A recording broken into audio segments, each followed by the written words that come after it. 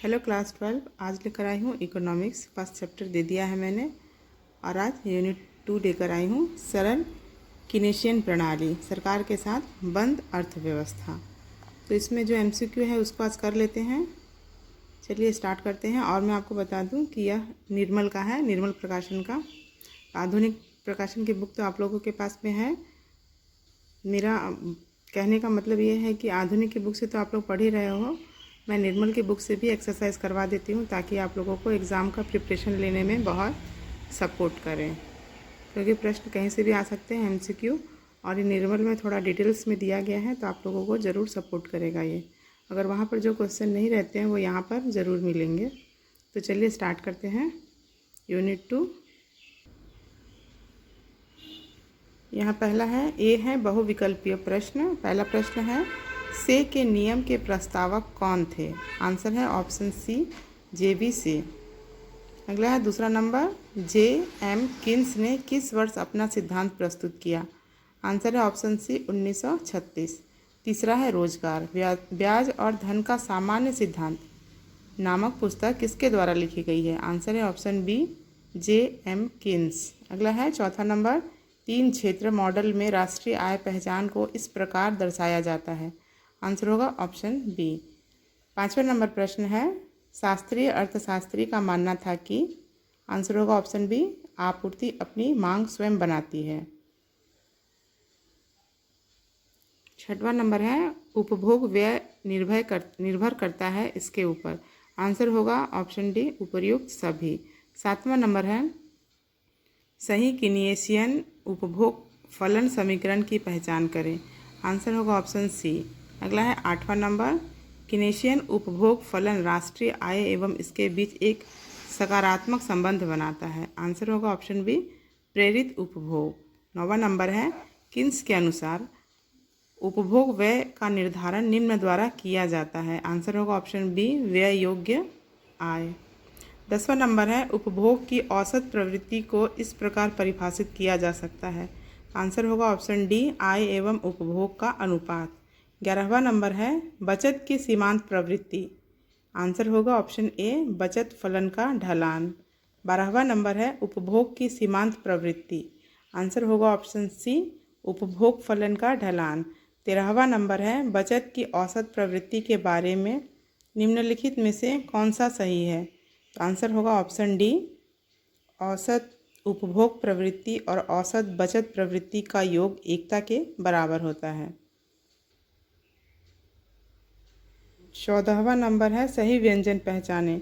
4 option दिए गए हैं, आंसर होगा हमारा ऑप्शन सी।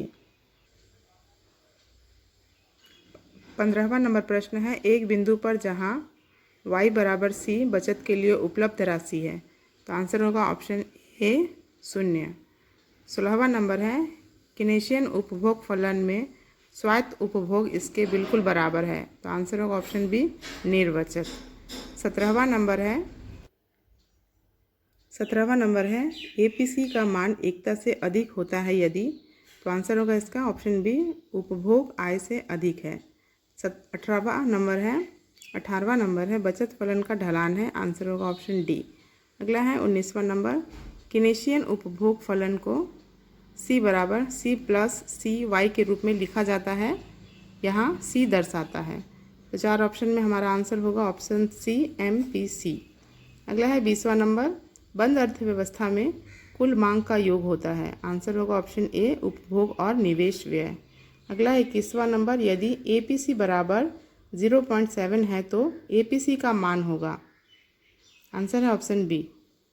22वां नंबर है, जब MPC बराबर 0.95 है तो APC का मान होगा? आंसर होगा ऑप्शन डी, दी गई जानकारी से निर्धारित नहीं किया जा सकता है। 23वां नंबर है, सरल कीनेशियन मॉडल में हम मानते हैं कि? आंसर होगा ऑप्शन सी, निवेश व्यय ब्याज दर से स्वतंत्र है।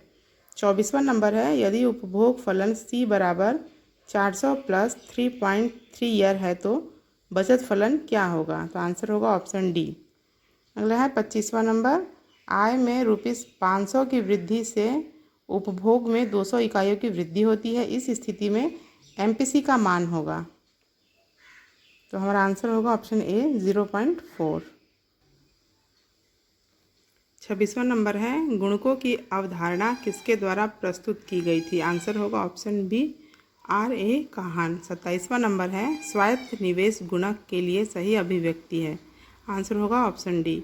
28वां नंबर है सही अभिव्यक्ति पहचाने? आंसर है ऑप्शन ए। 29वां नंबर है निम्नलिखित में से कौन सा रैखिक उपभोग फलन का गुण नहीं है? इसका आंसर होगा ऑप्शन सी आय में वृद्धि के साथ सीमांत उपभोग प्रवृत्ति घटती है। 30वां नंबर है जब एमपीसी बराबर 0.2 हो तो गुणक का मान होगा? आंसर होगा ऑप्शन सी 5। 31वां नंबर है निम्नलिखित में से सही वाक्य पहचानिए? आंसर होगा ऑप्शन डी उपर्युक्त में से कोई नहीं। 32वां नंबर है बजट अधिवेश तब होता है जब? आंसर है इसका ऑप्शन सी सरकारी व्यय कम हो सरकारी राजस्व से। बी नंबर है रिक्त स्थानों की पूर्ति करें। पहला है जे बी से खालिस्तान अर्थशास्त्रियों में से एक थे? तो आंसर होगा ऑप्शन ए क्लासिकल। दूसरा नंबर है उपभोग का मौलिक मनोवैज्ञानिक नियम खालिस्तान द्वारा दिया गया था? तो इसका आंसर होगा option b John Maynard Keynes. अगला है तीसरा नंबर कीनेसियन उपभोग फसल राष्ट्रीय आय और कुल उपभोग व्यय के बीच खालिस्तान संबंध बनाता है? आंसर होगा ऑप्शन ए प्रत्यक्ष। चौथा नंबर है यदि y बराबर C+1 + G तो C खालिस्तान उपभोग व्यय को दर्शाता है? तो आंसर होगा ऑप्शन सी। अगला है पांचवा नंबर किन्स के अनुसार अर्थव्यवस्था में आय के संतुलन स्तर का मुख्य निर्धारक खालिस्तान है? आंसर होगा ऑप्शन ए कुल मांग। छठवां नंबर है कुल उपभोग व्यय में परिवर्तन और आय के स्तर में परिवर्तन के अनुपात को खालिस्तान के रूप में जाना जाता है? आंसर होगा ऑप्शन बी MPC।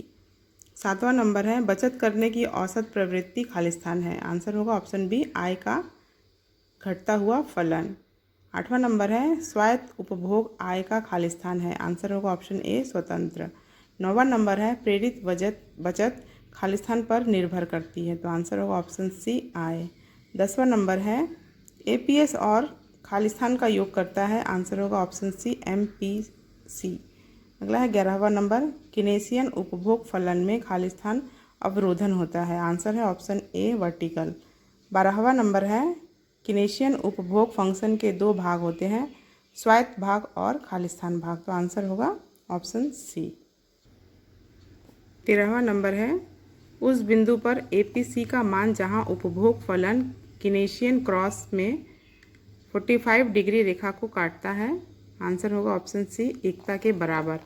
14वां नंबर है उपभोग फलन का ढलान खालिस्तान? आंसर होगा ऑप्शन डी MPC। अगला है 15वां नंबर APC का मान खालिस्तान है? आंसर होगा ऑप्शन सी कभी शून्य नहीं हो सकता। 16वां नंबर है यदि MPC का मान 0.91 है तो MPS का मान खालिस्तान होगा? आंसर है ऑप्शन सी 0.09। अगला है 17वां नंबर सरकारी व्यय में वृद्धि से राष्ट्रीय आय का संतुलन स्तर खालिस्तान हो जाता है? तो आंसर होगा ऑप्शन बी वृद्धि। 18वां नंबर है उपभोग व्यय में वृद्धि से समग्र मांग रेखा खालिस्तान स्थानांतरित हो जाती हैं? तो आंसर होगा ऑप्शन बी दाईं ओर। 19वां नंबर है निवेश व्यय की वापसी से राष्ट्रीय आय का स्तर खालिस्तान हो जाता है? तो आंसर होगा ऑप्शन ए कमी। 20वां नंबर है MPS का न्यूनतम और अधिकतम मान खालिस्तान है? आंसर होगा ऑप्शन सी। 21वां नंबर है गुणक का मान MPS से खालिस्तान संबंधित है? आंसर होगा ऑप्शन बी नकारात्मक। 22वां नंबर है राष्ट्रीय आय में वृद्धि स्वायत्त सरकारी व्यय में वृद्धि के बराबर होगी जब खालिस्तान होगी? तो इसका आंसर होगा ऑप्शन ए MPC बराबर 0। 23वां नंबर है गुणक का परिमाण खालिस्तान पर निर्भर करता है? तो इसका आंसर होगा ऑप्शन सी MPC और MPS दोनों। 24वां नंबर है बचत करने की सीमांत प्रवृत्ति खालिस्तान है? आंसर होगा ऑप्शन बी आय में परिवर्तन के कारण बचत में परिवर्तन। 25वां नंबर है जब सरकार द्वारा एकत्रित राजस्व उसके व्यय से कम हो जाता है तो उसे? तो आंसर होगा ऑप्शन ए घाटा। अगला है 26वां नंबर भारत में GST की शुरुआत खालिस्तान में हुई थी? तो आंसर होगा ऑप्शन सी 1 जुलाई 2017। 27वां नंबर है संतुलित बजट गुणक का मूल्य हमेशा खालिस्तान के बराबर होता है। तो आंसर होगा ऑप्शन ए। तो यहाँ एमसीक्यू और फिल इन द ब्लैंक्स ख़त्म होता है। वीडियो बहुत लंबा बन रहा है, तो आप लोगों को इसके आगे का भी चाहिए तो आप लोग कमेंट कीजिएगा, मैं पार्ट 2 के हिसाब से दे दूँगी। तो चलिए मिलते हैं एक दूसरे वीडियो में। Thank you.